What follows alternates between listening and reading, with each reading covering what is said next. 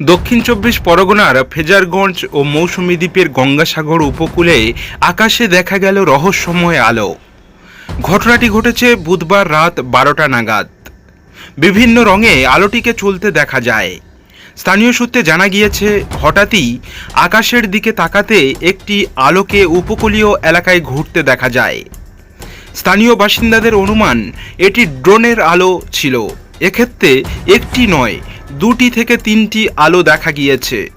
বিষয়টি বহুজনের নজরে এসেছে, এমনকি বেশ কয়েকজন মোবাইলে ভিডিও করেছেন। বিষয়টি পুলিশকে জানানো হয়েছে।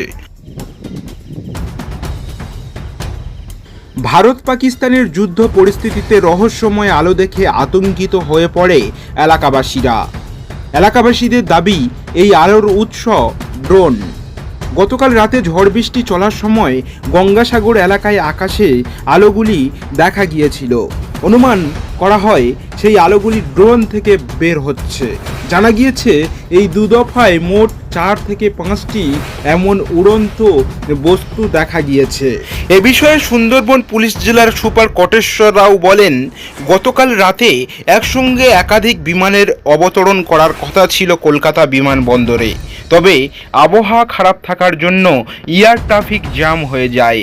এর কারণে একাধিক বিমানকে সুন্দরবনের উপকূলের আকাশে খুব কাছাকাছি ঘোরাঘুরি করতে দেখা যায়, যা দূর থেকে একেবারেই ড্রোনের মতো দেখতে মনে হয়েছে।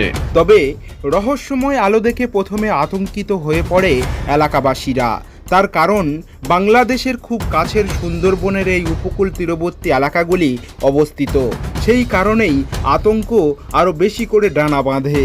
তবে এ বিষয় নিয়ে কেউ আতঙ্কিত হবেন না, এই বিষয়ে জানিয়েছেন সুন্দরবন পুলিশ।